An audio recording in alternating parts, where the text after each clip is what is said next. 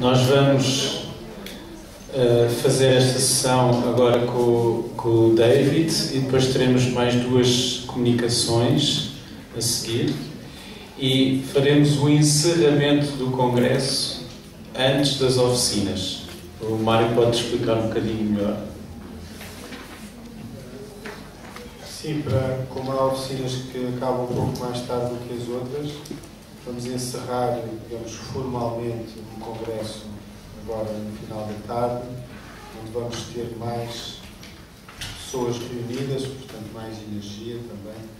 Vamos fazer uma pequena cerimónia de encerramento e depois partiremos para as oficinas e pronto. À noite teremos o filme, para quem ficar para segunda-feira, o Baraka, que quem estiver vai permitir uma experiência de expansão da consciência.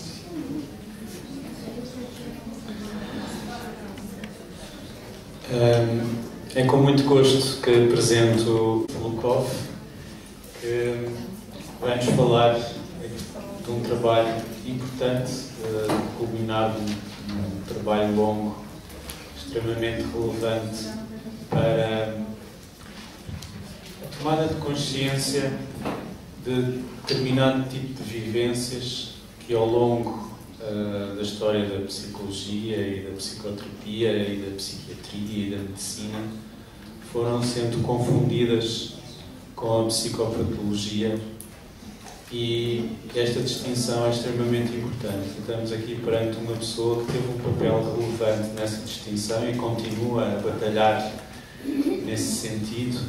Ele é autor de muitos artigos em revistas, em capítulos de livros na área da psicologia transpessoal, na área da psicologia. Ele é doutorado pela Sofia University, especializado em psicopatologia, mais concretamente em esquizofrenia, e já trabalhou em várias outras instituições e neste momento gera também, acho que foi co-presidente, não é? da ATP,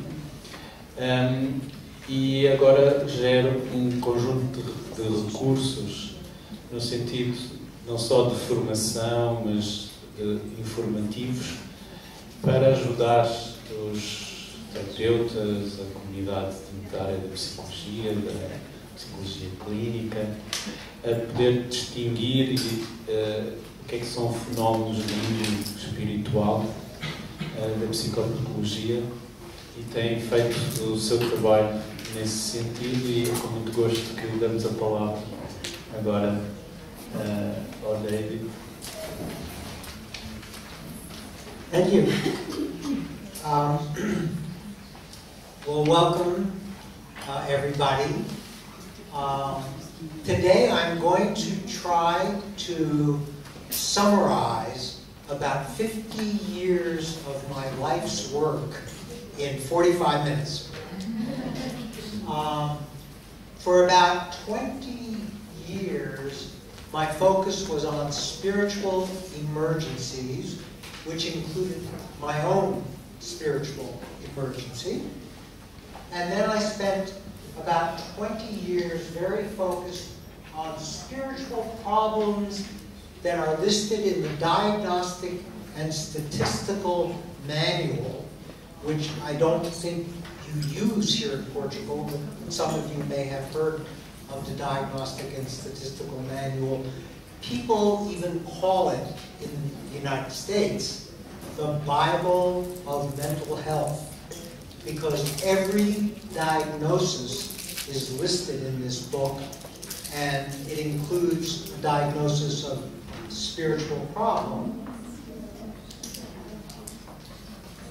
And then, after 20 years of work on this, I have now been focused on this area, spiritual competency.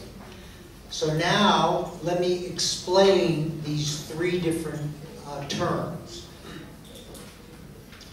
So, with regard to spiritual emergency, there is a long history of human beings having intense spiritual experiences that were so intense and so powerful it changed their life. So this is the example of Paul when he was on the road to Damascus, and all of a sudden it says a great light from heaven shone around me, and I fell to the ground, and a voice said to me, Saul, why are you persecuting me?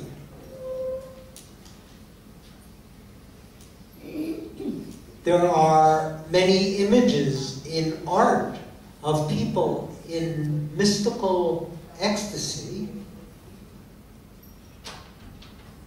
And Socrates, one of the developers of Greek philosophy and culture, said, "Our greatest blessings come to us by way of madness, provided the madness is given us by divine gift." So throughout history, there has been this dialogue between madness and spirituality.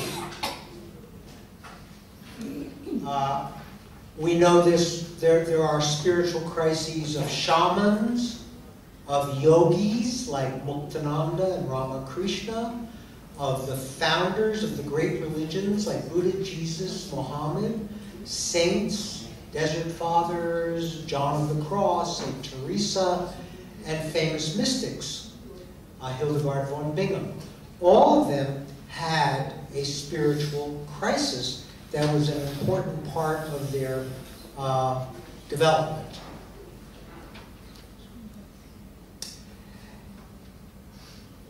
Raymond Prince is an anthropologist who spent many times in other cultures. And I will read you now a summary of his findings.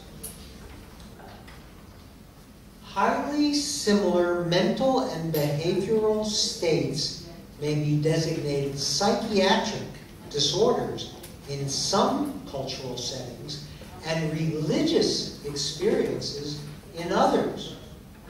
At least a proportion of them may be contained and channeled into socially valuable roles.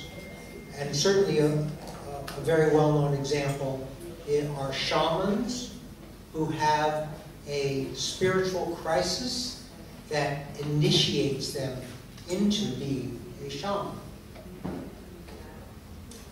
So in my personal spiritual emergency, I believe that I was a reincarnation of Buddha. I was a reincarnation of Jesus Christ, and I had a mission to write a new holy book that would change the world. I thought I was writing a new Bible for the entire world. And I think it's an interesting story. I have written about it, and I don't have time to tell that story today, but if you are interested, I have a YouTube video of my experience. It's about 20 minutes of my telling the story of my spiritual emergency. And if you go to YouTube and you search for Understanding Spiritual Crisis and my name, you will find this YouTube video of me talking about my spiritual emergency. So after I had this spiritual emergency, which lasted 2 months, for 2 months, I had these beliefs that I was a reincarnation of Buddha and Christ, and I was starting a new religion. At the end of that, I later learned that if I had been hospitalized, if I had seen a psychiatrist, I would have been diagnosed with schizophrenic reaction in the DSM-IV, which was the DSM for 1971 when I had my experience. And in the current diagnostic and statistical manual, I would have been diagnosed as having a DSM-V substance abuse-induced psychotic episode because I had taken some LSD before my experience. But, in my mind, my opinion, I considered it my spiritual awakening. But I knew that in psychiatry, this would have been considered schizophrenia. So I started to do a lot of exploring about this question of spiritual emergency. And then I came across transpersonal psychology. And of course, there are many of the founders are famous people like Abraham Maslow and Stan Grof. And the core assumption of transpersonal psychology is that individuals are essentially spiritual beings rather than simply a self or a psychological ego. So I started to read more and more about transpersonal psychology, and I imagine some of you here have had a similar spiritual crisis and also found transpersonal psychology had some answers for what your spiritual crisis was about. So this is a picture of Stan and Christina Grof. Stan is now 86 years old, and Christina died about 4 years ago. But they were the people who first used this term spiritual emergency. So my personal spiritual emergency occurred in 1971, and they did not form the Spiritual Emergency Network until 1980. So when they formed the Spiritual Emergency Network, I immediately recognized, oh, that's what I had. And I went to visit Stan and Christina Grof at Esalen Institute in 1980, the year they started the Spiritual Emergency Network. And then shortly afterwards, they wrote this book. But let me go and first read the definition of spiritual emergency. Spiritual emergency is a crisis related to sudden spiritual emergence during which the process of growth and change becomes chaotic and overwhelming. In such episodes, individuals often suddenly and dramatically enter into new realms of mystical and spiritual experience. However, they may also become fearful and confused and have difficulty coping with their daily lives, jobs, and relationships.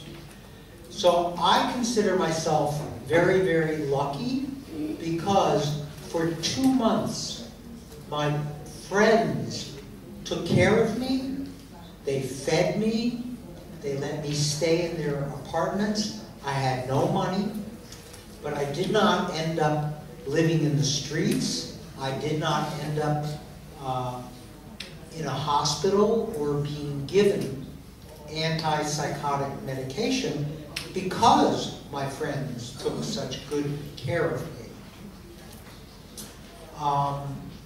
And I was allowed in those 2 months to do a complete journey into my unconscious and then a journey back. That was a very natural process, no medication. And there are now some treatment programs which also allow people in a spiritual emergency to go through their experience without hospitalization and without medication. And that is a goal of transpersonal psychology, is to create these kinds of places for people to go through a spiritual emergency.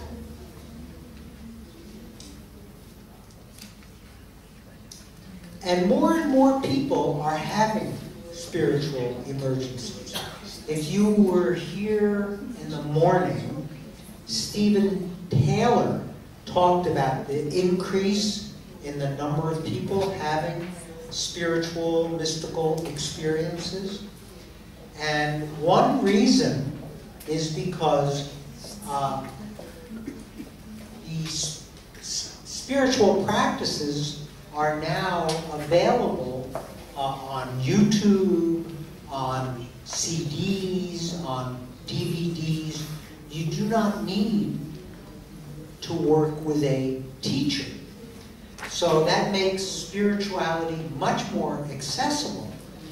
But it also means that many people are trying these very powerful techniques without a teacher. And they can get into a lot of trouble that way. There are many examples of people who did meditation or yoga or qigong for days and days without a break. And then they have a spiritual crisis or spiritual emergency. Because these teachings now are so available to anybody.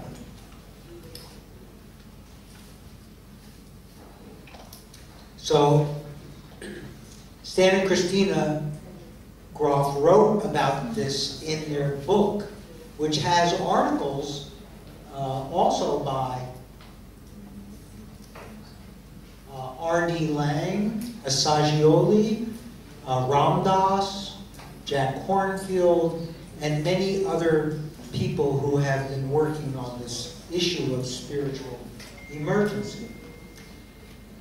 So, at this time in my career, spiritual emergency was my focus. And I wrote this article in the Journal of Transpersonal Psychology in 1986. And it was called The Diagnosis of Mystical Experiences with Psychotic Features.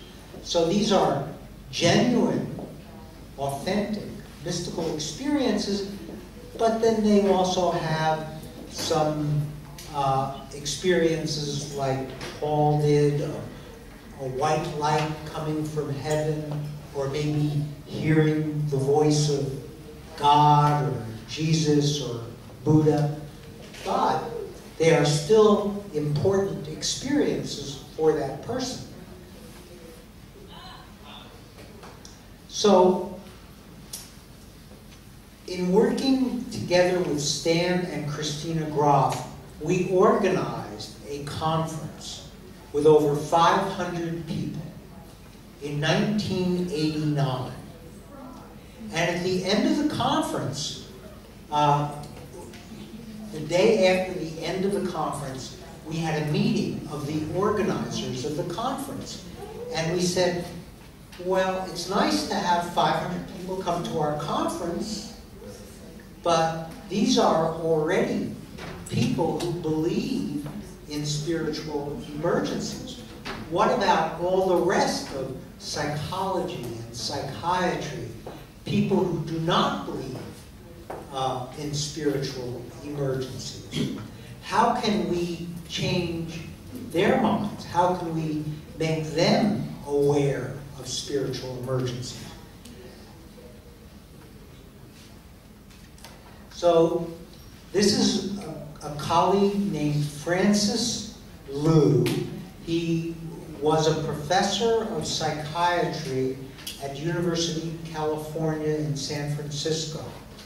And Francis and I volunteered to try to get a category for spiritual emergency into the Diagnostic and Statistical Manual.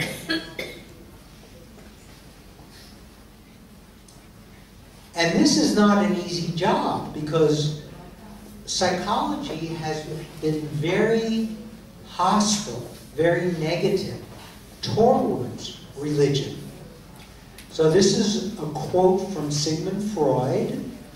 Religion, he said, is a system of wishful illusions together with a disavowal, a denial, you could say, of reality, such as we find nowhere else but in a state of blissful, hallucinatory confusion. And that's what he wrote in his book, which was all about religion from a very negative point of view. And Sigmund Freud even called religion the enemy. And some of you may have heard of Albert Ellis. He is the founder of cognitive therapy, and I'm sure here in Portugal, many therapists use cognitive behavioral therapy. And this is what he said. Spirit and soul is worship of the worst sort. Obviously, there are no fairies, no Santa Clauses, no spirits. What there is human goals and purposes, but a lot of transpersonalists like us are utter screwballs. And screwballs means like crazy or weird or absurd. It's not positive. And then many of you, I'm sure, have heard of B.F. Skinner. He is the founder of behavioral therapy. And he said religion is an explanatory fiction of a miracle-working mind, which means it's calling it also like bullshit or horseshit. It's just wishful thinking. And even he called prayer superstitious behavior. He said perpetuated by an intermittent reinforcement schedule. If you pray for many things in your life, every once in a while, just by chance, random chance, your prayer will come true. But it's just chance. It is not the prayer.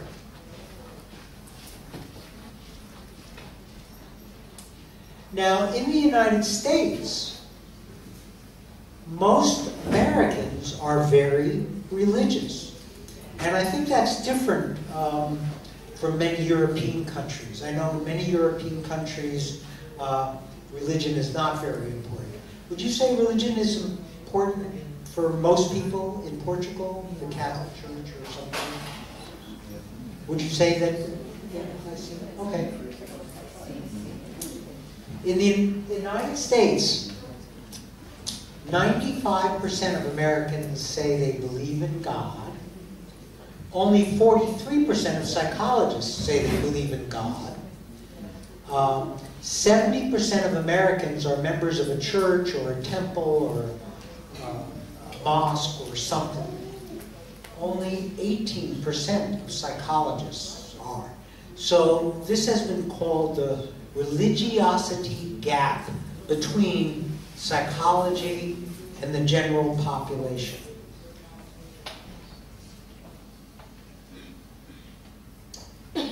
So the argument that we made to the DSM committee was that we need a new diagnostic category because so many Americans have religious and spiritual values and experiences, and they want to talk about those experiences in their psychotherapy. But psychiatrists, psychologists, social workers are not provided any training in religion or spirituality, and so they are not competent to talk to patients about their religious and spiritual experiences. So our argument was that we need a new diagnostic category in order to be culturally sensitive. That was our argument. We need a new diagnostic category to be culturally sensitive. And it took us 4 years of publishing articles and giving presentations to make the argument accepted by the DSM. And it was published in 1994 in this DSM manual. And this is the category. It was called religious or spiritual problem. So we have now gone from spiritual emergency to spiritual problem as a diagnostic category. And I will read the definition. This category can be used when the focus of clinical attention is a religious or spiritual problem. Examples include distressing experiences that involve loss or questioning of faith, problems associated with conversion to a new faith, or questioning of other spiritual values which may not necessarily be related to an organized church or religious institution. So that is why we use the term spiritual, because many people have spiritual experiences that are not part of church or religion.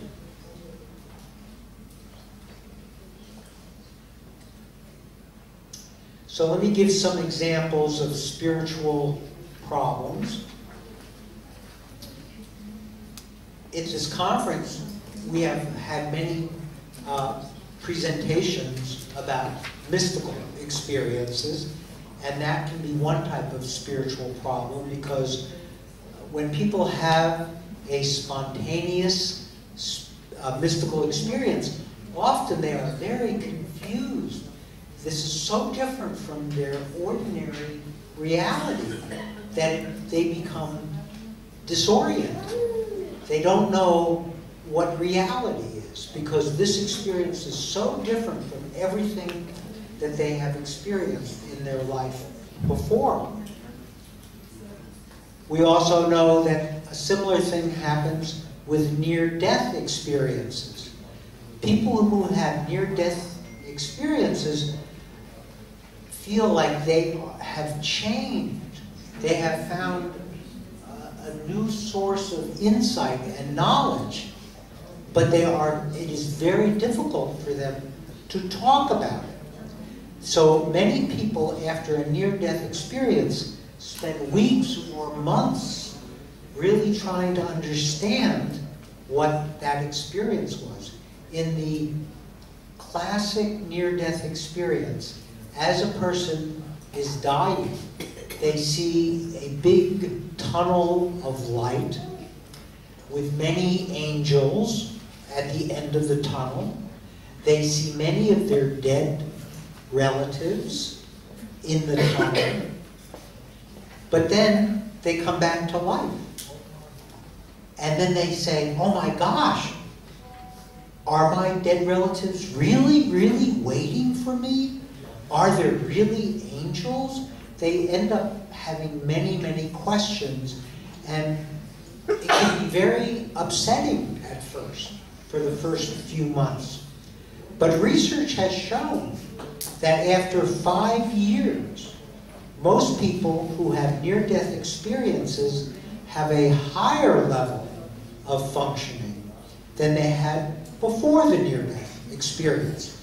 So it is a positive, spiritually transformative experience. And research has also shown that more and more people are having near-death experiences because medicine has gotten so much more efficient at saving people's lives even after their heart has stopped or their brain has stopped functioning, but they can bring people back to life. So the number of people having near-death experiences has been dramatically increasing.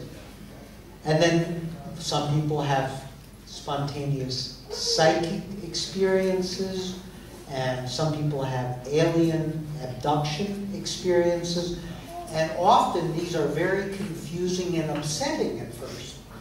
And then the person starts to read about other people's experiences. Now, of course, you can find a lot of information on, say, alien abduction experiences on the internet, so people can help to integrate these experiences. And of course, that's also the job of a therapist, is to help them integrate these experiences. So I call all of these visionary spiritual experiences because a person has many non-ordinary experiences, both that they hear and that they see.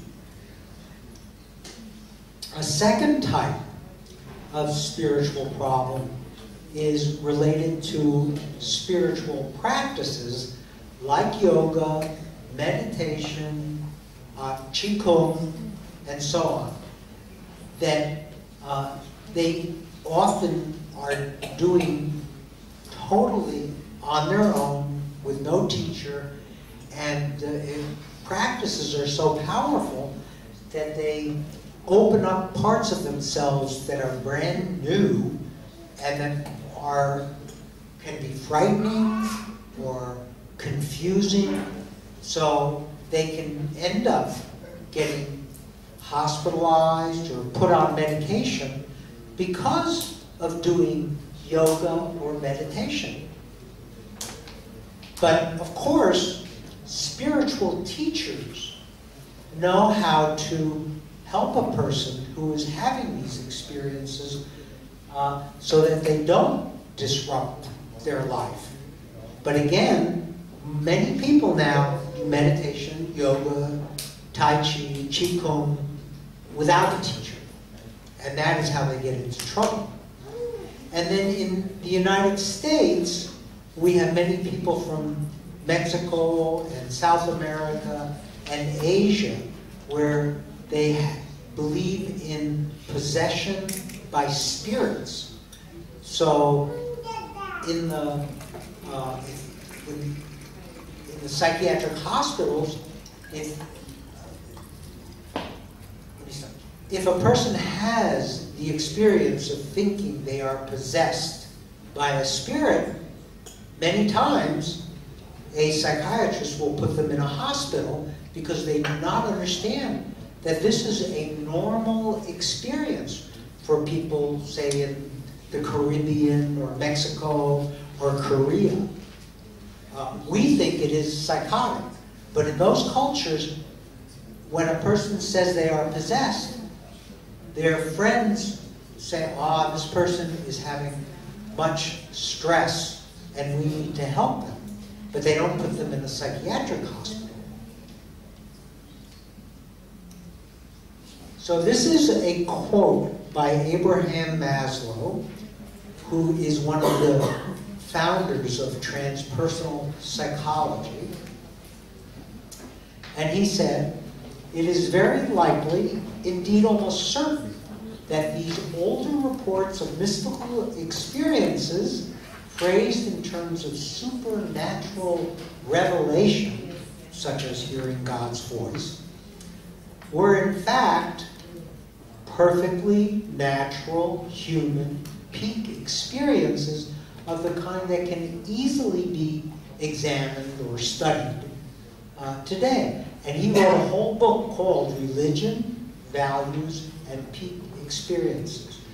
So this has been one of the main missions of transpersonal psychology, is to take these intense spiritual experiences and mystical experiences and normalize them, as make them understandable so people don't think, oh my gosh, this person is talking about hearing God's voice. We have to get them to see a psychiatrist. They need medication.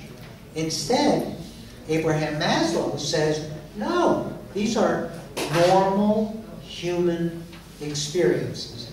And he used the term peak experiences. And as Steve Taylor showed you in the morning, the number of people having mystical experiences has been increasing from 27% in 1973 all the way up to a majority of people in contemporary society. This research was done in the United States, Gallup poll, but the majority of people are now having these kinds of experiences, which also shows that Abraham Maslow was right. These are normal experiences. So, how many of you here are therapists? If you would raise your hand. Oh, okay. Most of you. So, how can therapists recognize a mystical experience, a genuine mystical experience? Well, first of all, there is the ecstatic mood. A person feels like something wonderful has happened. They're joyful. They feel like they have discovered something that they did not know before. And that's actually the second characteristic, sense of newly gained knowledge. Like the curtain has been drawn and they are seeing things for the first time. And then, of course, they can have perceptual alterations like hallucinations, voices of Jesus or God or Buddha. And they can also have delusions, well, we could call them just beliefs, that have religious and mythological themes. And Carl Jung said that every psychologist should study religion and myth because they are important parts of people's experiences even when they don't themselves recognize the religious or mythic content. That is the job of the therapist, to recognize the mythic and spiritual content of the patient's beliefs. Now, I have done some research on how to distinguish between genuine mystical experience and schizophrenia, and these are some clues to recognizing a genuine experience.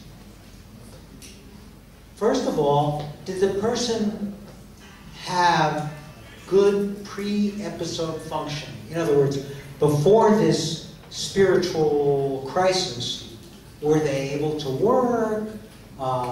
go to school, have a boyfriend or a girlfriend or a partner? Were they functioning well in society before the spiritual emergency? Was there an acute onset? In other words, did it happen fast, like a period of days or weeks, rather than a period of years? So, quick onset of the spiritual emergency is also a good sign.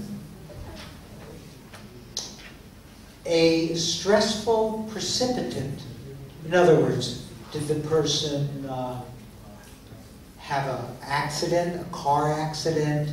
Did they lose their job? Did they break up with their partner? If there's something that clearly triggered the spiritual emergency, that is also a very good sign.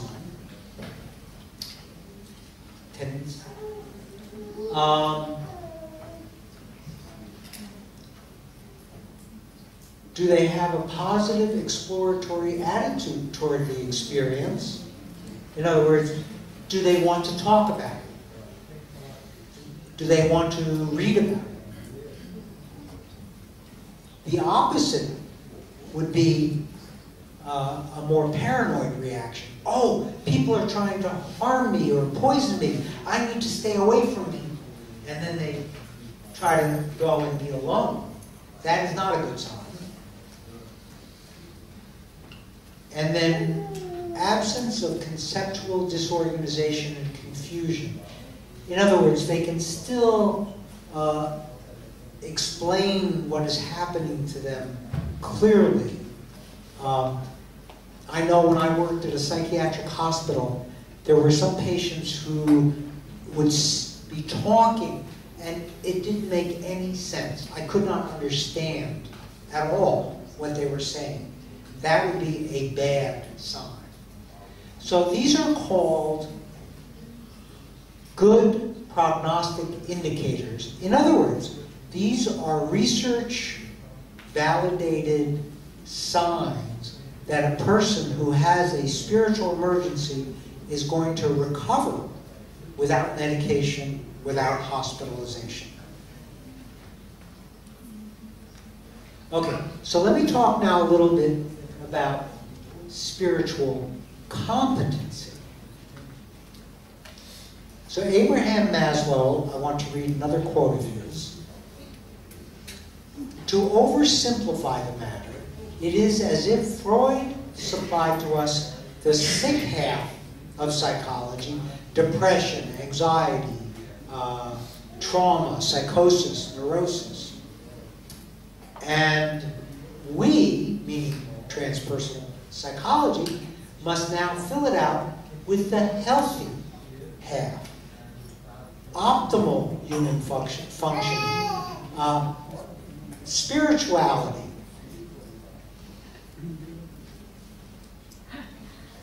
So,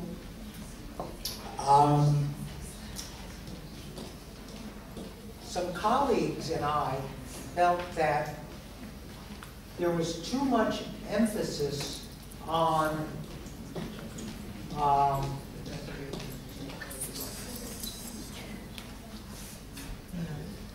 can you hear me? No. Can you hear me? Yes. Okay.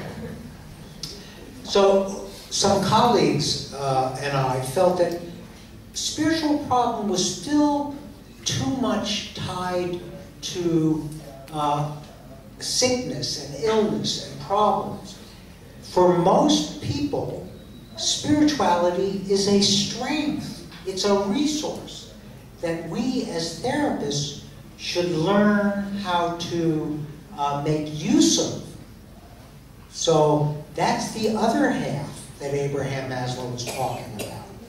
So we came up with the idea of spiritual competency, meaning that therapists can work positively with a client's spiritual beliefs and practices, even when they are not a problem or a crisis.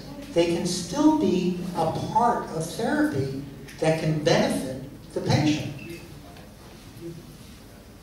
So I won't explain all of the different research that we did.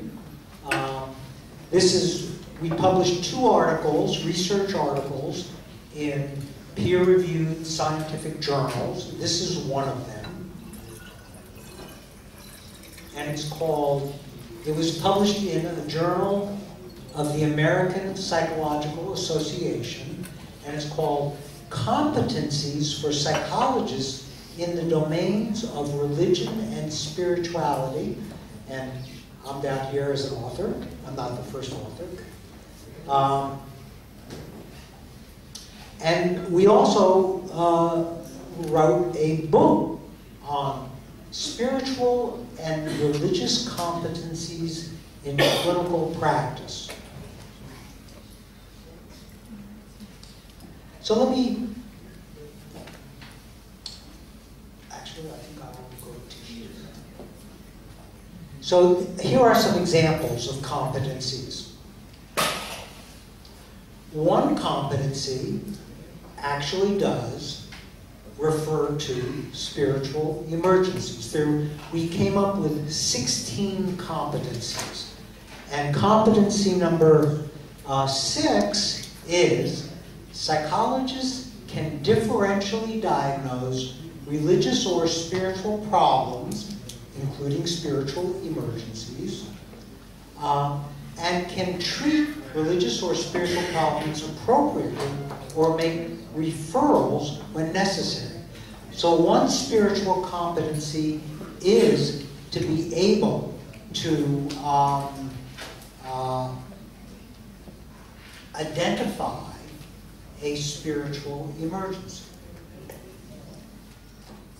Now, another important spiritual competency is to be able to do a spiritual history, a spiritual assessment.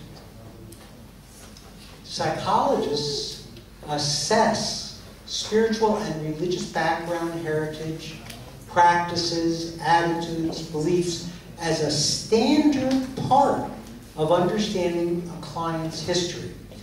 So if in your training as therapists, you probably learned to do a family history, a work history, a social history, a medical history, and now we are arguing every therapist should also do a spiritual history with every patient.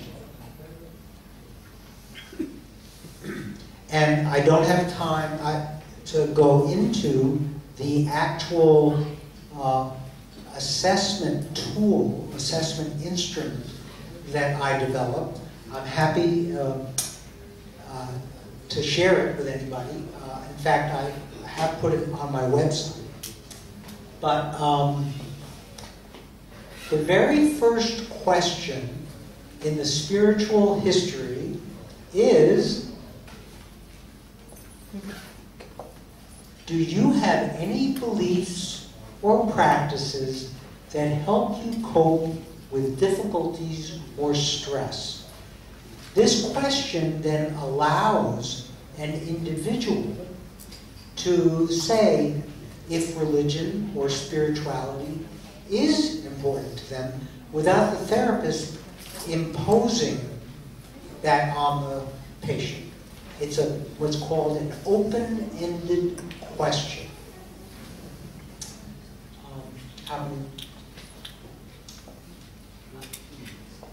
So I have an exercise, but it would take about 10 minutes, so there's a time for that. Yes. Sure. You can do it in 5 Well, yeah, okay. You skip the questions. Okay, I will skip all the questions, and we will just use that one question, but this is the exercise. And it is an exercise I use to train therapists in how to do this assessment, but usually, of course, I have a whole day to do this. So we're just going to give a little sample. So in this exercise, We will. You want to close the lights or lights up? I am going to show some pictures. Okay. So maybe some less light would be good. So after you see these pictures, I'm going to ask you to choose one of them and with a partner, one partner, in pairs,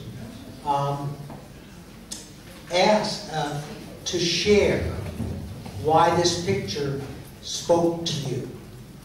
Okay? So let's try this.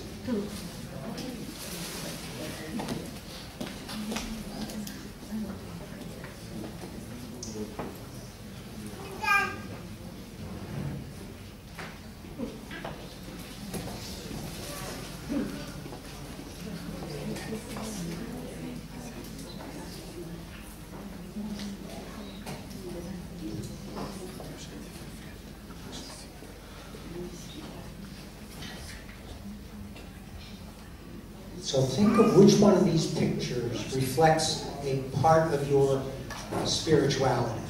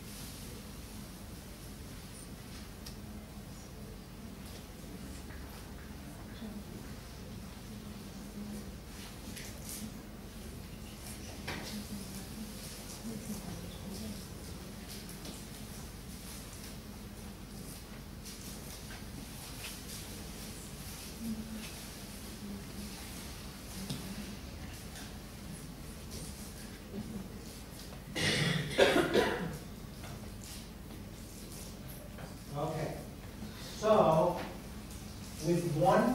with a partner, share which one of these, I know that's hard, which one of these images touched you and spoke to your personal spirituality. And we'll just take, what, 2 minutes or so to do this? Okay, so find a partner and share a little bit with them. And some of you may have to move a little bit to find a partner. And I use this exercise as the first step in training therapists to talk about spirituality, by giving them a chance to talk about their own spirituality. And then we will go in the complete training and start to look at all the other questions that are much more specific about a person's religious and or spiritual beliefs, practices, experiences, and possibly problems also. So it's kind of, in English you say icebreaker. In other words, it starts the process of giving permission to talk about these. Because I know in the United States, I could assume it's similar here in Portugal, this was not taught in your training, how to talk to patients about religion and spirituality. No. So that's why we need an exercise like this to kind of start that process.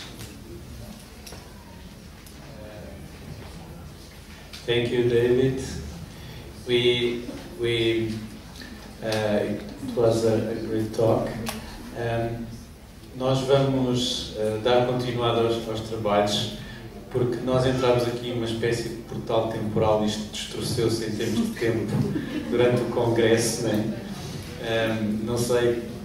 E nós vamos deixar que as pessoas possam depois ir ter com o David, porque em termos de questões estamos mesmo muito apertados, em termos de tempo. E iríamos passar já para... Gostava de só pedir uma salva de palmas. Claro.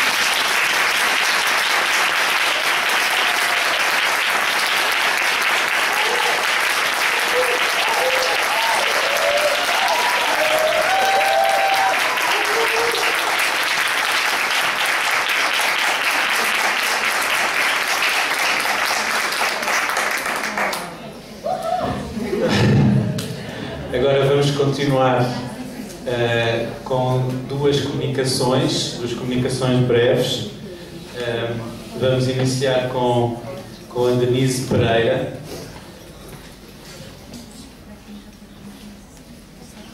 Não sei se já está preparado aí a apresentação. Então, enquanto se prepara o PowerPoint,